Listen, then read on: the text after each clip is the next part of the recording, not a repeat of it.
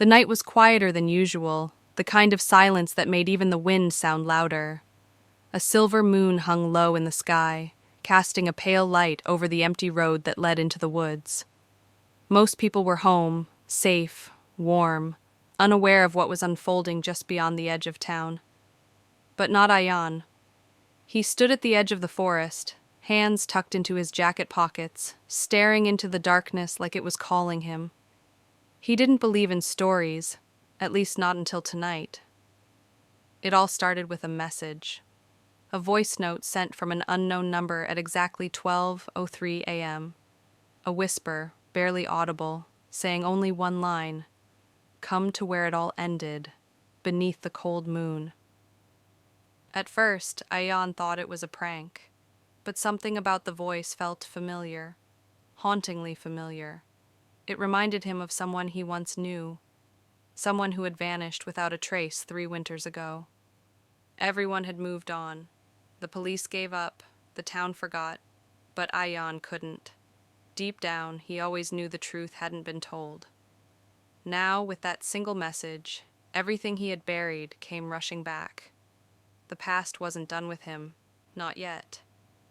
As he steps into the forest, strange things begin to happen. Lights flicker between the trees, footsteps echo where no one walks, and a soft melody, almost like a lullaby, drifts through the cold air. Ayan isn't sure what's waiting for him deeper in the woods, but he knows he's not alone. Something, or someone, has been waiting too.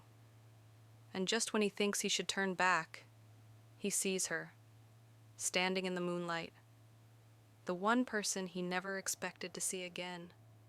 Ayan couldn't believe his eyes. She stood a few feet away, her figure bathed in the cold light of the moon.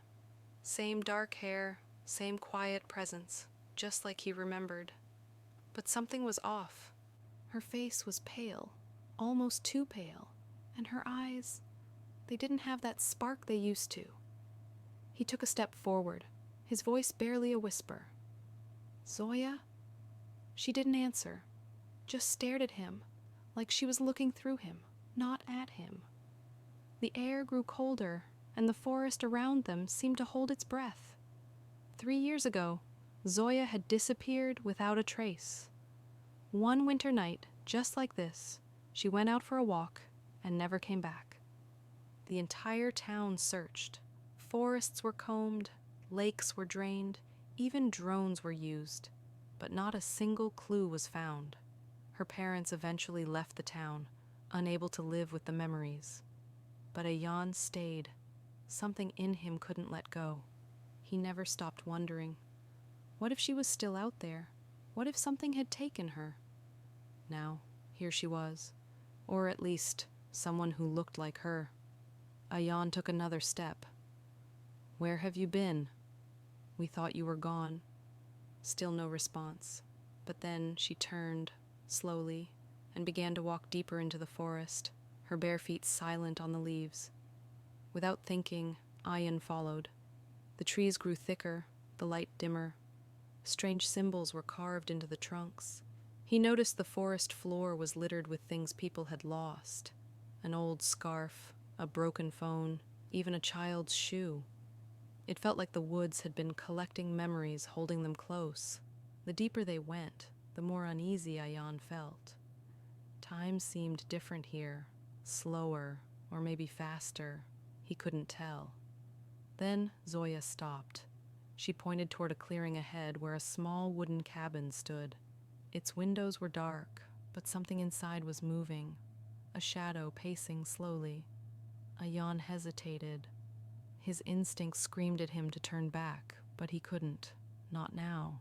Not when he was this close to the truth. Maybe Zoya wasn't trying to show him something. Maybe she was warning him. Before he could say anything, she whispered, the first word since appearing. "It's not what you think. You shouldn't have come alone." And just like that, she was gone. Ayan stood frozen, the echo of Zoya's voice still hanging in the cold air. "You shouldn't have come alone." The words unsettled him more than anything else. He spun around, but she had vanished again, like mist slipping between trees. The forest was silent once more, except for the soft creaking of the wooden cabin ahead. It looked old, like it had been standing there for years, untouched by time. Something about it felt wrong, like it didn't belong. But Ayan's curiosity was stronger than his fear. He stepped closer, heart pounding, memories flashing back from 3 years ago, the day Zoya disappeared. She had told him about strange dreams, a voice calling her from the woods. Everyone thought it was stress or imagination. Even Ayan hadn't believed her fully. But now, her words made too much sense. What if she hadn't just disappeared? What if she had been taken? Inside the cabin, the air was thick, almost heavy. Dust danced in the moonlight, leaking through cracked windows. The floor creaked with every step. Strange items hung from the ceiling. Old keys, burnt photographs, pieces of broken mirrors. On the far wall, symbols were drawn in what looked like charcoal or ash. At the center, a drawing of a full moon. Beneath it, the words, "Return what was taken." Then he heard a sound, faint, like breathing. Ayan turned slowly and saw a figure sitting in the corner. It was an old man, hunched over, eyes half closed. He looked like he hadn't spoken to anyone in years. "She led you here," the man said without looking up. "They always do. Every few winters one of them slips through, but it's not really them anymore." Ayan's blood ran cold. "What do you mean? What's going on? Where is Zoya?" The man let out a dry laugh. "You think this is about one girl? No. This forest is a gate, and once it opens, it doesn't close quietly. Some who enter never leave the same." A loud knock came from the back door of the cabin. One knock, then another, then silence. The man's expression changed. "You brought them with you. Now we're both trapped." And just outside, something began scratching at the walls. The scratching grew louder, sharper, as if claws were digging into the wood. Ayan's breath caught in his throat. He turned toward the back door, but the old man reached out with a trembling hand, grabbing his wrist. "Don't open it," he whispered. "Whatever's out there, it's not here to talk." The walls of the cabin seemed to groan under pressure, like they were being pushed from all sides. Shadows flickered across the floor, even though there was no fire, no light. Ayan stepped back, his eyes darting around the room, looking for something, anything that could help him make sense of this. "What do they want?" he asked, his voice low. "Why are they here?" The old man closed his eyes. "They feed on what we forget, memories, pain, promises we break. Every winter the moon draws them out, and this time they used her, Zoya, to lure you back." Ayan's mind raced. Was Zoya even real anymore? Was that really her in the woods, or something pretending to be her? The silence stretched again, heavy and charged. Then a voice called from outside. Soft, familiar. "Ayan, it's me, please, I'm cold. Let me in." His heart dropped. It was her voice, exactly how he remembered it. Calm, gentle, but something in the tone felt off. Too calm, too perfect. The man's grip tightened. They'll use her voice, her face, whatever they have to, but that's not her anymore. Ayan backed away from the door, his thoughts spinning. If this was a trap, why him? Why now? But before he could think further, the front door burst open with a sudden gust of icy wind. The candles around the cabin flickered violently and went out. In the darkness, the room filled with whispers, soft, echoing voices all around. Some said his name. Others spoke in fragments of memories, things only Zoya would know. A song she used to hum, a secret they once shared. He stumbled backward and knocked over a table. His flashlight flickered back to life just long enough to catch a glimpse of something standing just outside the threshold. A figure, tall and thin, with glowing eyes that didn't blink. It didn't move, but its presence filled the room like smoke. The old man reached under the floorboards, pulling out a rusted tin box. Inside were torn pages, newspaper clippings, old maps, and a photograph. Ayan took one look and felt the ground tilt beneath him. It was a picture of him and Zoya, taken the night before she disappeared.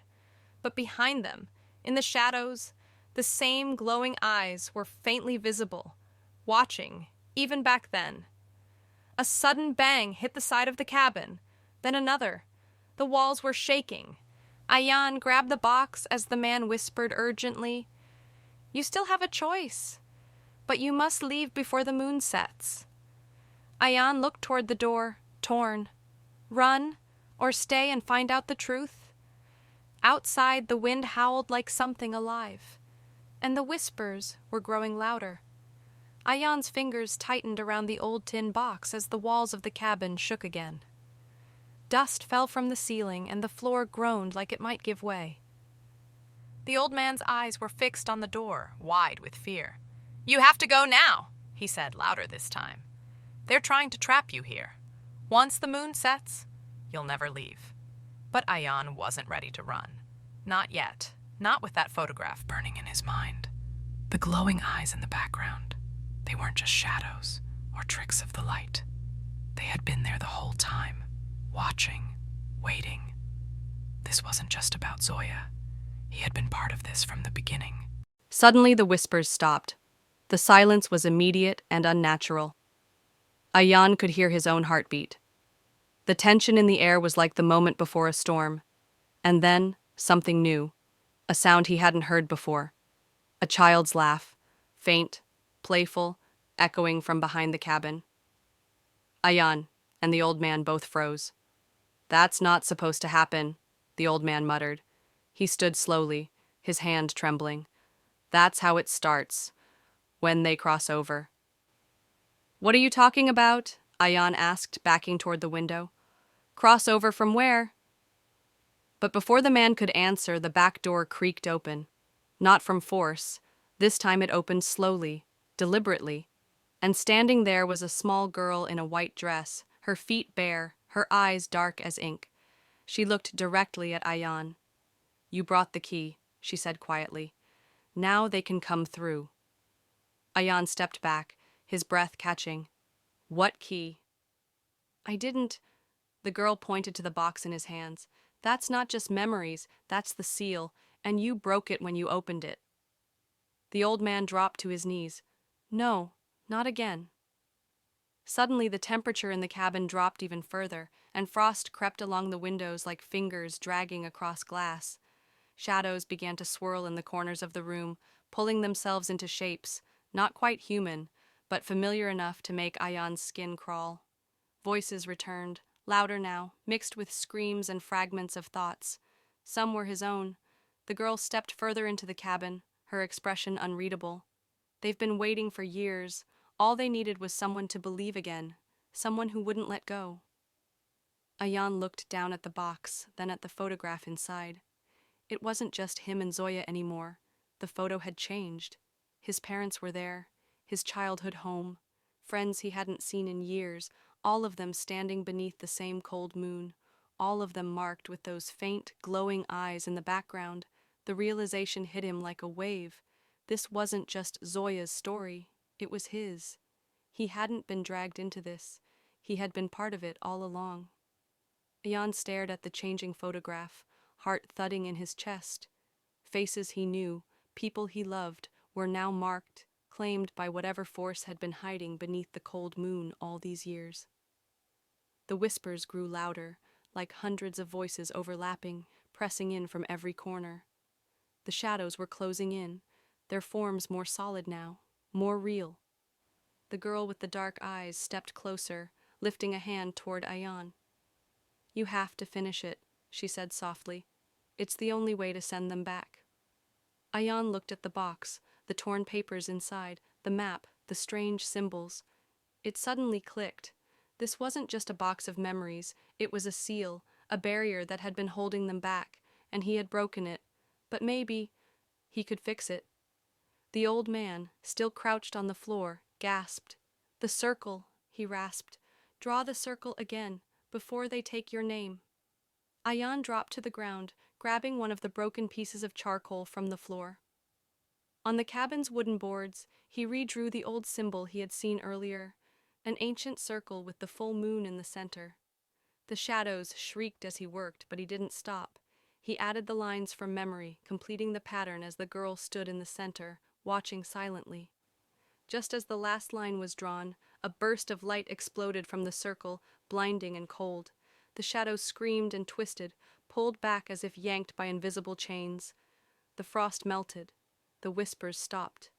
Silence returned. Ayan collapsed, breathing hard. The girl was gone. The cabin was still, but something wasn't right. The photograph inside the box had changed again. It showed Ayan, alone now, standing in front of the same cabin. No Zoya, no old man, just him, staring back at himself. Behind him the forest was burning. He looked around. The old man had vanished. The cabin was empty, and outside the moon was no longer full. It was new. And with it came silence so deep it didn't feel like peace. It felt like waiting. As Ayan stepped outside into the cold, dark forest, he finally understood. The gate hadn't been sealed. It had been passed on. Ayan walked slowly through the trees, the cold air pressing against his skin like a warning. The forest looked different now, quieter, still. The weight that had hung in the air for so long seemed to have lifted, but not completely. Something had shifted, not ended. He glanced back once more. The cabin was gone. No sign it had ever been there. Just snow-covered ground and tall, silent trees, like it had been erased from the world. In the days that followed, Ayan returned to town, but nothing felt the same. He tried telling people what had happened, but they looked at him with that same polite confusion, as if they wanted to believe, but couldn't. The box was gone. So was the photograph. Even his memories of Zoya began to blur at the edges, as if she was fading out of time. But deep inside, he knew what he had seen, what he had set free, and what he had become. He started keeping notes, sketching symbols, mapping dreams, because the girl's final words echoed in his head every night. "It's been passed on." He didn't know what it meant at first, but slowly he began to notice things. A strange chill during full moons, faces in crowds that didn't belong, whispers in quiet places, and most of all, the sense that he was being watched. It wasn't over. It never really had an ending. What lived beneath the cold moon didn't want to destroy. It wanted to be remembered. It needed someone to carry the story, to hold the door open, just wide enough for it to slip through again. And now that someone was him. The last snowfall of the season came early that year. On the first night, Ayan stood at the edge of the forest, just like he had before. Except this time, he didn't wait for a message. He already knew where he had to go. Because the gate doesn't close unless someone seals it, and it never opens unless someone believes. With the cold moon rising behind him, Ayan took one last look at the quiet town, then stepped into the trees. Not running from it anymore, but walking toward it, prepared. Because stories like this don't end. They return.